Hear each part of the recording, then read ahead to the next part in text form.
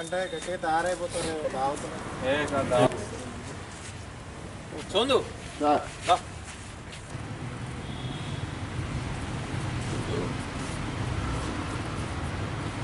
చెప్పండి. మహాలక్ష్మి సార్ మా ఇబ్బందిని తీసుకొస్తున్నాం సార్. అదే లక్ష్మీనరసింహ ఎక్కడికి రా ఇది? కాకినాడ సార్. ఎక్కడి నుంచి? మా ఇబ్బంది సార్. ఎన్ని క్వింటాలు? 15 టన్నులు సార్. 21వ తేదీన మహబాద్ నుంచి కాకినాడకు పీడిఎస్ బియ్యం అక్రమంగా తరలిస్తున్నారని మాకు సమాచారం రావడంతో మేము కొత్తగూడెం క్రాస్ రోడ్లో తనిఖీలు నిర్వహిస్తుండగా ఏపీ 16 TW 2709 నెంబర్ గల లారీ అనుమానాస్పదంగా కనిపించింది. ఆ లారీని ఆపి లోడ్ పరిశీలిస్తే దాంట్లో పీడిఎస్ రైస్ ఉన్నట్లు గుర్తించడం జరిగింది.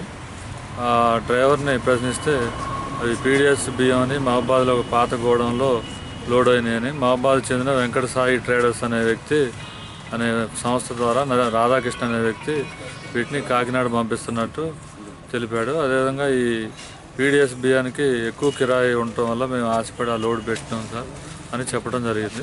ఈ లారీని అదుపులో తీసుకొని ఆ బియ్యం శాంపిల్స్ని ఖమ్మం డిఎం గారికి పంపించడం జరిగింది. ఆ శాంపిల్స్ రావడంతోనే తదుపరి యాక్షన్ తీసుకోవడం జరుగుతుంది.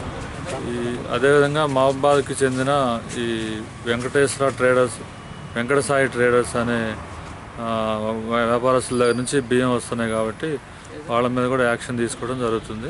ఈ మొత్తం లారీలో 150 క్వింటాలు ఉన్నట్లు గుర్తించడం జరిగింది.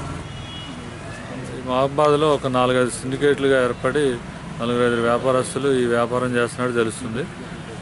ఇప్పుడు ఈ పట్టుకున్న లారీయే నిన్న తల్లాడి దగ్గర కూడా ఇదే వెంకట సాయి ట్రేడర్స్ చెందిన వ్యాపారస్తులకు సంబంధించిన లారీ ఒకటి సీజ్ చేయడం జరిగింది.